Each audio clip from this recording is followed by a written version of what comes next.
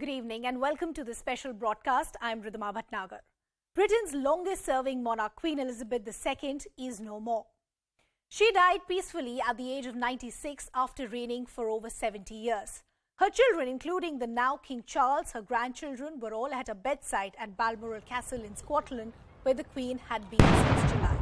From a young girl of 25 who never expected to be Queen to the longest-serving monarch in British history over a span of 70 years. Her Majesty Queen Elizabeth II became much loved and well respected. Like all monarchs, she was both an individual and an institution. But even as the death prompted an outpouring of grief from millions across the world, it also revived criticism of her legacy, highlighting the complicated feelings of those who saw her as a symbol of the British colonial empire, an institution that enriched itself through violence, theft and oppression. What will be the future as far as the royal family is concerned? We'll talk about all of that over the next 30 minutes. But first, we want to break down what is Operation London. What happens immediately after the death of the Queen? Let's break down those details. Operation London kicks in. This was the code name that was given to a meticulously planned details that were planned way back in the 1960s to chalk out the future of what really happens when the Queen dies. So let's break down the details. Day 1, Charles III proclaimed new sovereign. Camilla is now Queen consort. We're also expecting the first official address of the King tonight, somewhere around 10:30 p.m. Indian Standard Time. Day 2, the body is brought to London by the royal train. What happens after that? Day 3, King Charles III, he begins a tour of the United Kingdom. Preparations for that are already underway. Day 4, rehearsal begins for the procession of the Queen's coffin. Remember, tributes have already been pouring in, many already thronging the Buckingham Palace to try and get a glimpse of when the body is brought in. Day 5, coffin taken to Palace of Westminster. They're of course understanding that people would want to see the monarch for one last time.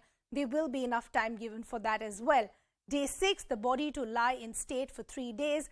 Public can pay their respects. So essentially between day 6 and day 9, that will be the time that will be given to public to come and pay their final respects.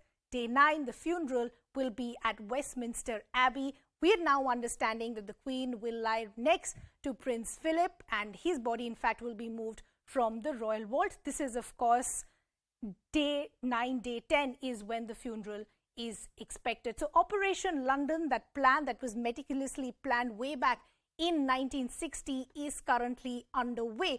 Remember, we're also understanding that there was also an operation called Operation Unicorn, which was also planned. Essentially, what Operation Unicorn was, it also factored in the possibility of the Queen actually passing away in Scotland at Balmoral, what really has happened. But let's understand first what's happening on the ground. My colleague Sanjay Suri, who's been tracking all these developments, is now joining us on the broadcast.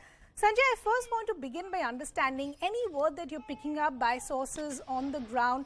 Till about 2 days ago, it looked everything was okay. Yes, she was aging. She met the new Prime Minister as well. Then was it all of a sudden, or was this some sort of a long-standing issue? Well, it wasn't all right 2 days back. As we know, the only evidence we have of that meeting was a still posed picture of the new Prime Minister with the Queen. That is all that we had from there. And in that picture, we see the Queen looking very frail. And relative to the sighting of her on the balcony during the Jubilee celebration, she seems to have been looking a great deal more frail. We also know the fact that she could not come from Balmoral to Buckingham Palace for the handing over ceremony as usual was indicative. Before that, she failed to open Parliament. She failed to attend a church service through the course of her own Jubilee celebrations. She failed to attend the Derby race. And that is an event that she's particularly and personally she was something very fond of. So we have had very alarming indications about a deteriorating state of health. The convention has been, the silent agreement was that nobody should talk about it until the palace says something. And when the palace did, then of course it was the end. Okay, Sanjay, we'll continue to come back to you. We'll try and fix that issue that connection also with you. But now I actually want to bring in someone really special. The Guards Polo Club, United Kingdom, Vivek Rawal is now joining us, and he in fact has been a family friend of the royal family, has known the Queen over the last couple of decades as well.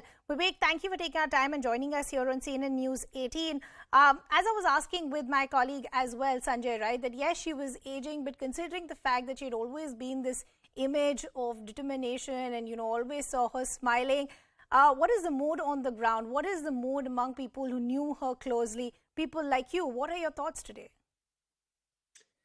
Well, I will say that one of the landmarks of her reign has been the stability that she's brought in across all aspects of life.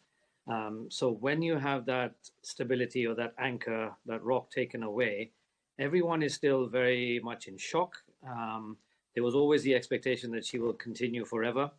And I think the mood is very somber.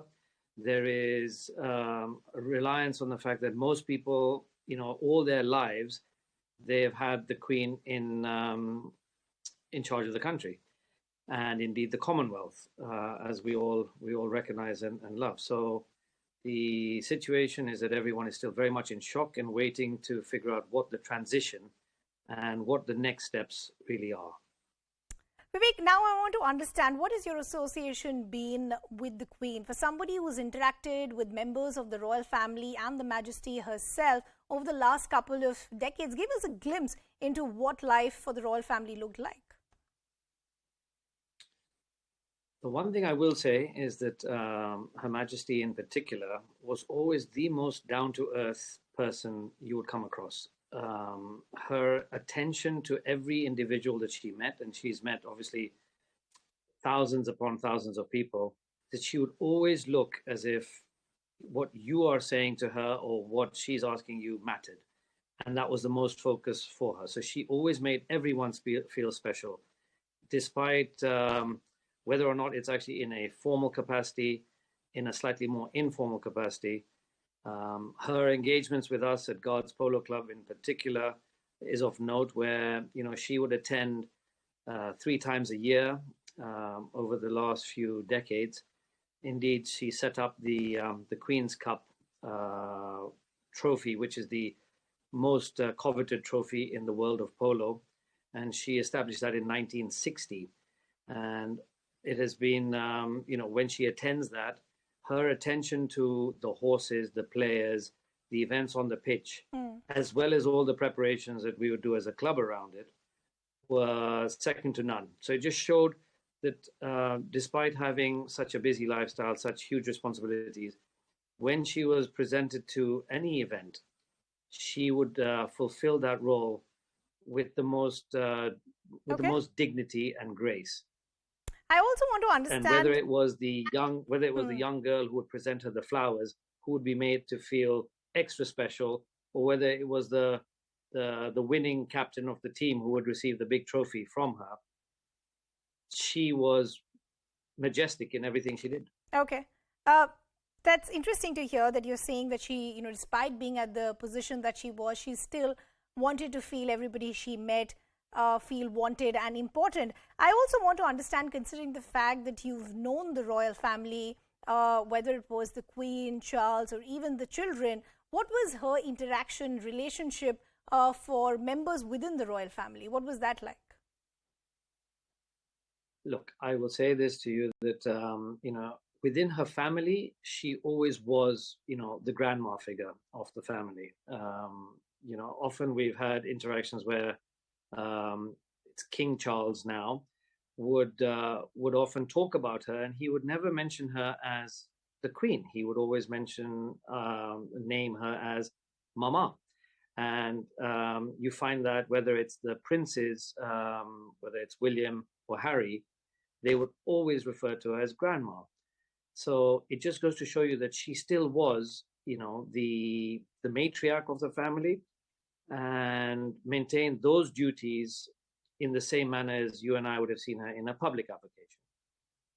Okay. Vivek, I'll request you to stay on with us. There are some other aspects that I want to discuss with you in terms of a bit of criticism that has come in as far as the legacy of the royal family, and also more importantly, What is the future of the royal family with Charles at the helm now? Let's talk about this in detail now. Even as the death prompted an outpouring of grief from millions across the world, it also revived criticism of her legacy, highlighting the complicated feelings of those who saw her as a symbol of the British colonial empire, an institution that enriched itself through violence and oppression. Not just that, scandals involving the Queen's extended family frequently also cast a shade over her reign. Let's take a look.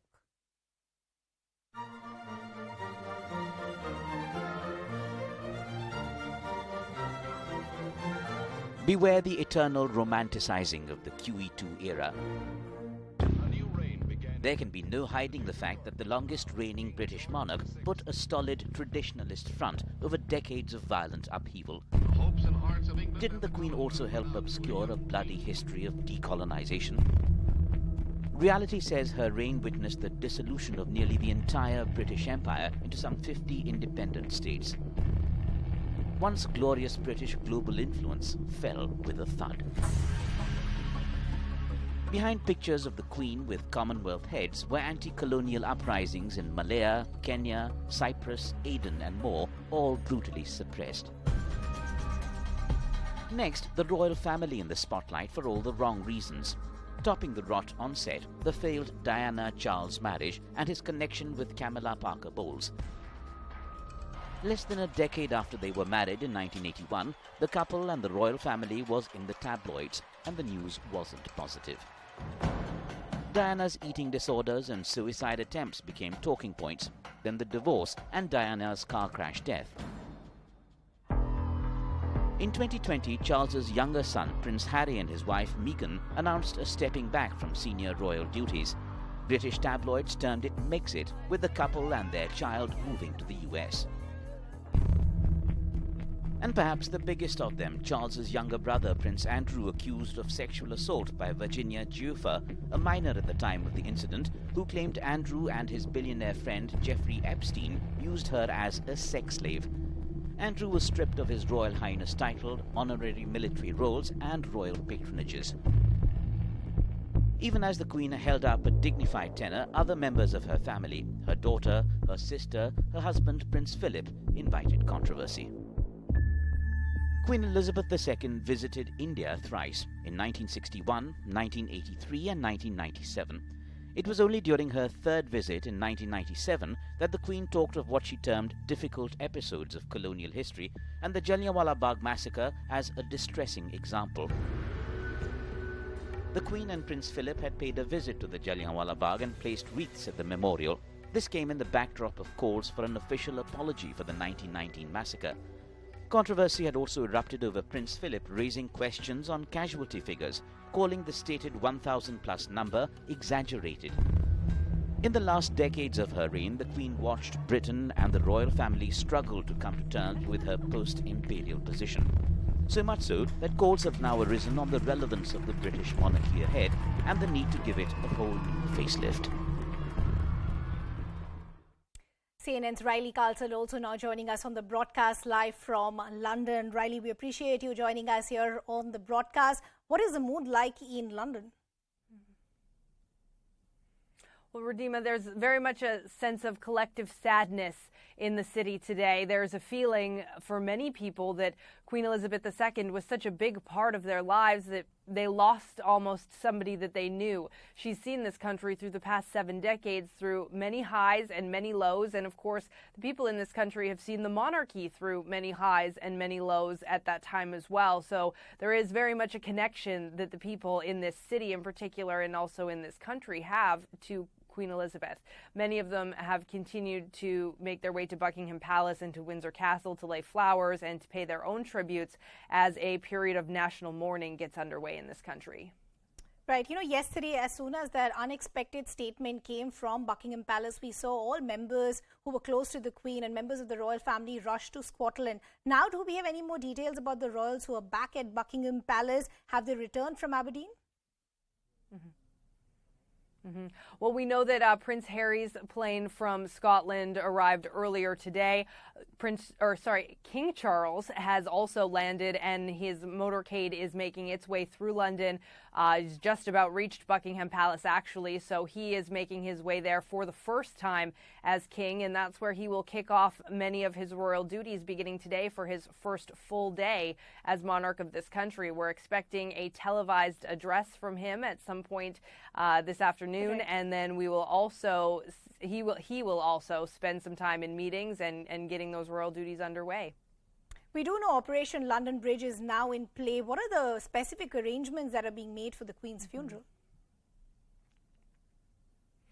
Well, that's part of the reason why we don't really have all of the details yet, is even though the operation and the planning of her funeral has been quite meticulous over the last couple of years, the very fact that she passed away in Scotland and not in London has changed a bunch of those plans and made them a bit fluid and changed the logistics of them. So that's why we don't yet have a date for the state funeral. Many of the ceremonial celebrations that are happening between now and then are also fluid. So we are just waiting for confirmation from the palace on when all of this will officially take place. Any clarity as far as the tour that the king will now undertake as part of different places in the United Kingdom? Well, we don't have any of those details yet. Charles has actually just arrived at Buckingham Palace. He is greeting some of the crowds that have come out to say goodbye to his mother, Queen Elizabeth II, dressed in black, along with the new Queen Consort, formerly Camilla, the Duchess of Cornwall. Where he goes from here, of course, his first plan of action will be getting things sorted and getting things underway here in London, making sure all of the preparations are in place for the state funeral of his mother, and of course attending that. But there is no doubt that as king, he will make his way around the United Kingdom. He is, of course, well known to be very fond of Wales. He's also traveled to Northern Ireland and will make his way back up to Scotland many times in the next little bit, I'm sure, as well. Riley, lastly, as we stay with those visuals coming in from outside Buckingham Palace, the king interacting with many who want to catch a glimpse of the royal family members, what are going to be the challenges for King Charles? Enjoy the moment.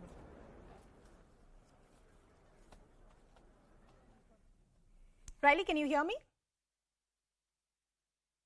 Okay, we seem to have lost that connection with my colleague from CNN, Riley Carlson.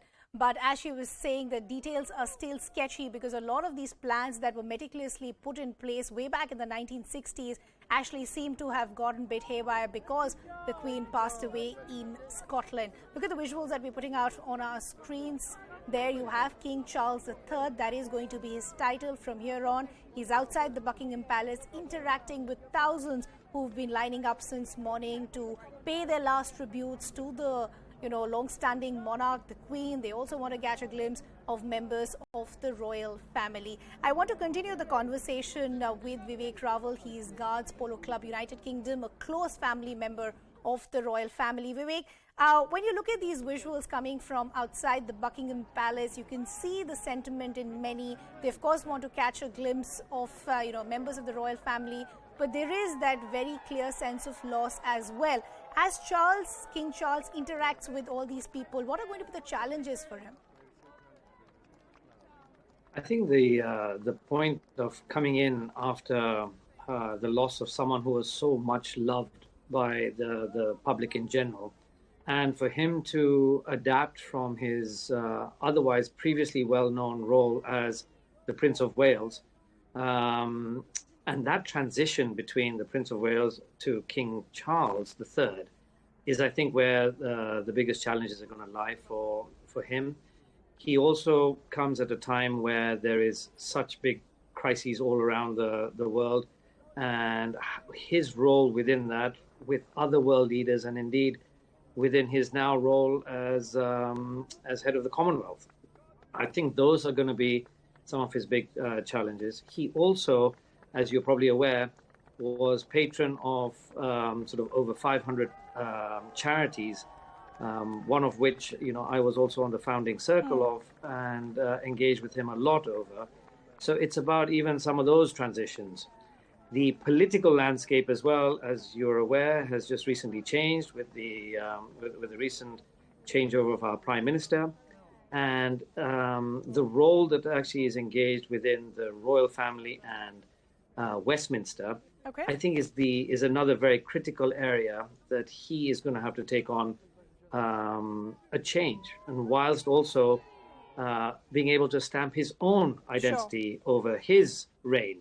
And that won't be an easy job, as you rightly said, because if you're coming out of a shadow like that, it's not going to be easy to establish your identity. But talking about your personal connection with the royal family, Vivek, I believe there is a godson that is involved between the king and you as well. What's the story there?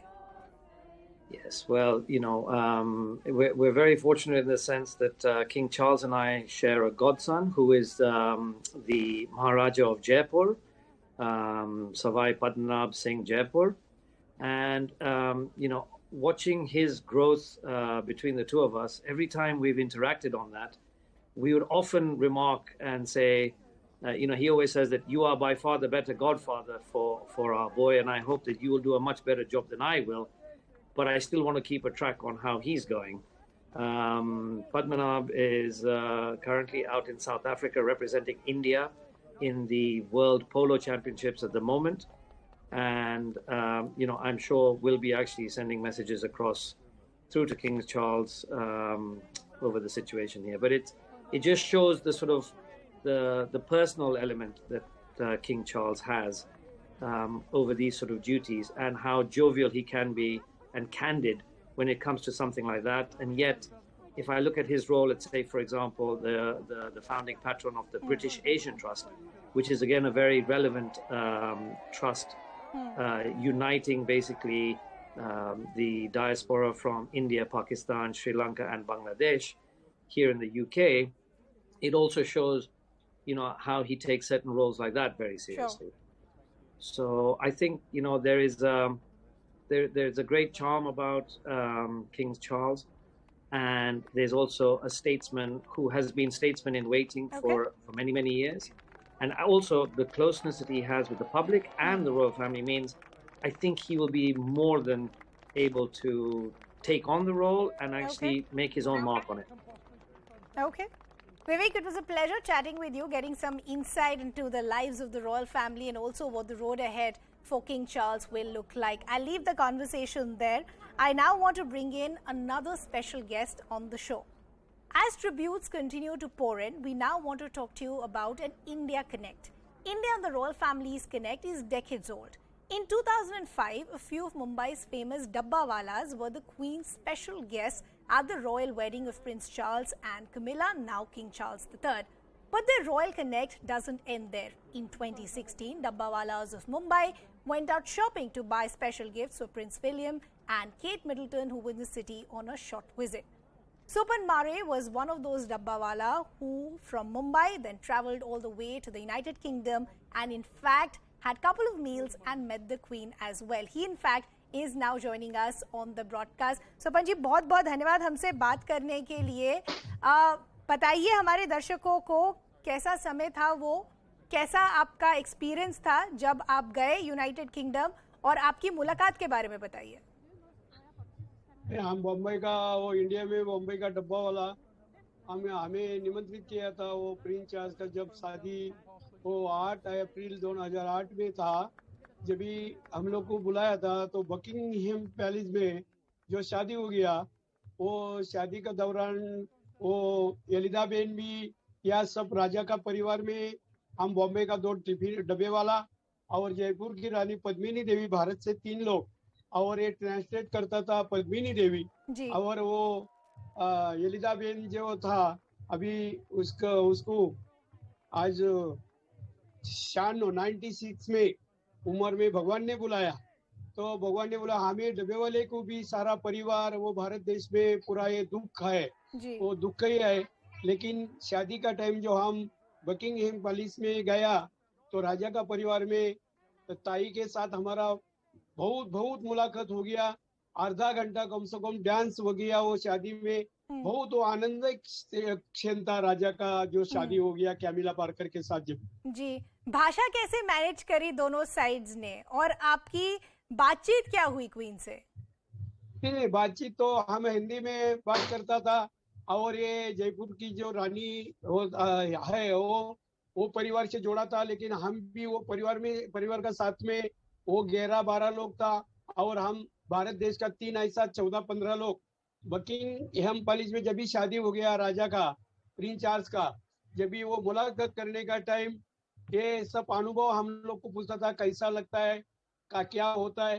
तो हम बोला कि बहुत आनंद है ये हम जो शादी में हम लोग को बुलाया कि हम बॉम्बे का टिफिन वाला भारत देश में अभी 1.25 करोड़ जनता से 3 लोग को छीन के बुलाया शादी जी में, तो हम बहुत आनंदित उस टाइम रह गया। जी। टिफिन सर्विस के बारे में उन्होंने आपसे पूछा कि कैसे मुंबई में चलता है ऐसे system?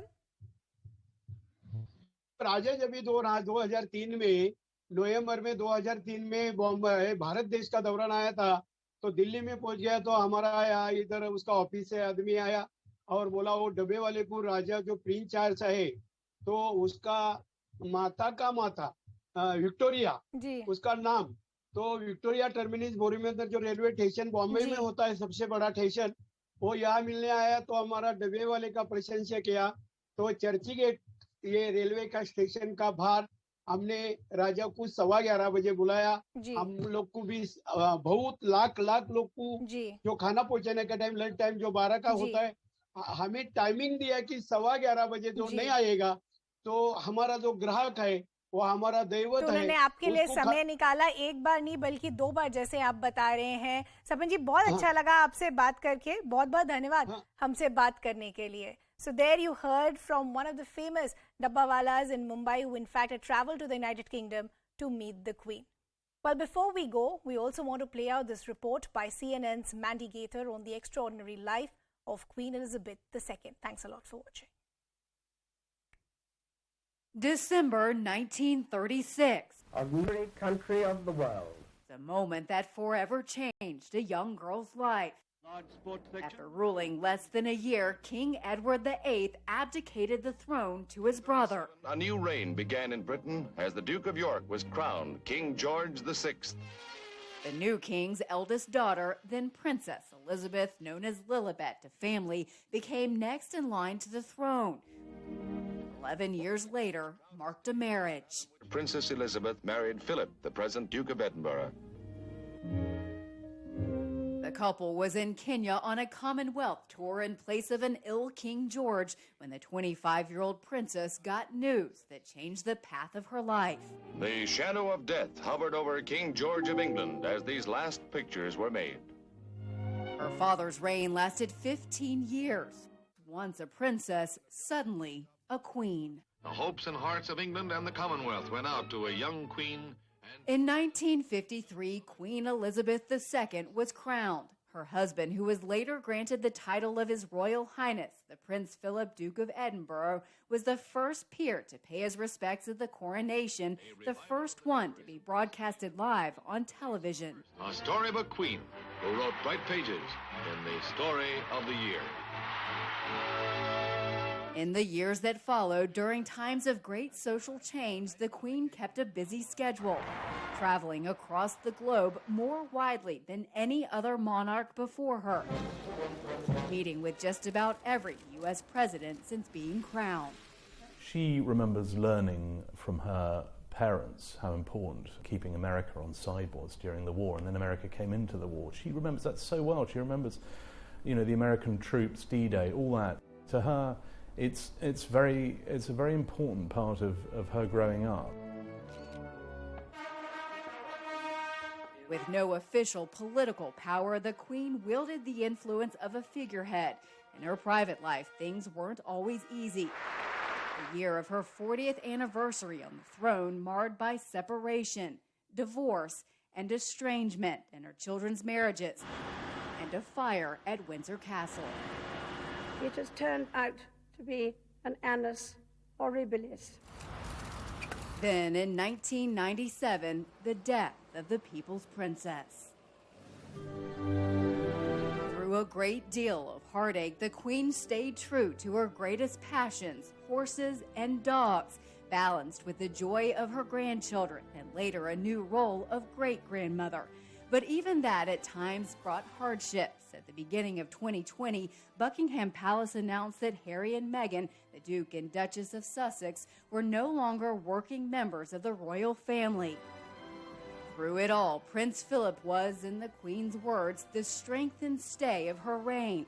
He died in 2021 before his 100th birthday after more than 70 years of marriage. It's been one of the great royal romances, I think, of history.